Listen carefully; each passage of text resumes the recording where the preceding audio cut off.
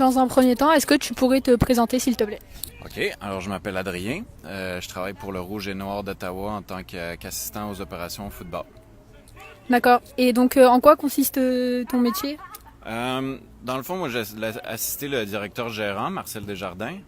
Nous, notre objectif dans les opérations football, c'est de administrer, planifier, évaluer tout ce qui se fait dans l'organisation.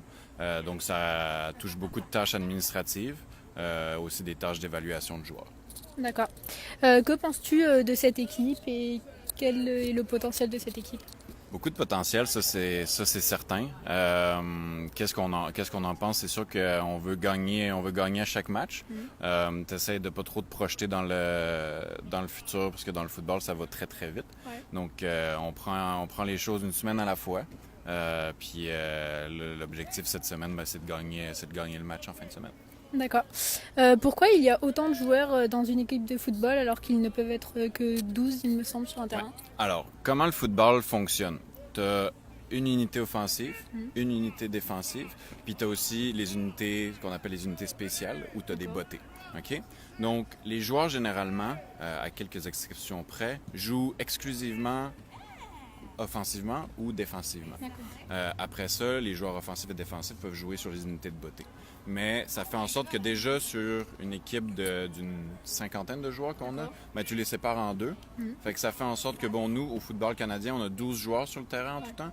Fait que déjà, si tu divises l'équipe en deux, 50 divisé par 2, 25, sur 12 joueurs, ça veut dire qu'en général, tu as un joueur puis son remplaçant. Si on fait ça simplement. Fait que ça fait pas beaucoup de joueurs au final pour chaque position. Donc c'est pour ça il y a autant de joueurs. D'accord. Ici à Ottawa, il fait très froid à l'hiver. Comment Ouais. se passent les entraînements et... OK. Donc dans le fond, nous, le football canadien, ça se passe, la saison commence en juin et se termine en novembre. De la manière que le football professionnel se passe, c'est que les joueurs sont pas tenus d'être là pendant la hors-saison. D'accord. Et donc, ce qui fait en sorte que, par exemple, beaucoup de nos joueurs américains, eux, passent leur saison l'hiver chez eux, dans le confort du sud des États-Unis, pour une bonne partie. Et puis sinon, ben, la hors-saison se fait d'entraînement en salle de musculation. Et donc, les joueurs n'ont pas besoin de sortir sur le terrain pendant l'hiver. Donc, tout va bien de ce côté-là pour les joueurs. D'accord. Maintenant, est-ce que tu veux rajouter un petit truc pour finir l'interview? Non, mais on est bien content que nos cousins français nous donnent de la visibilité puis essayent de s'intéresser à notre sport. On a entendu que en fin de semaine dernière, je pense que l'équipe de France a gagné le titre de champion d'Europe.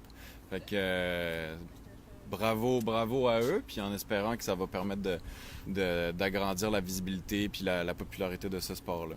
D'accord. Merci.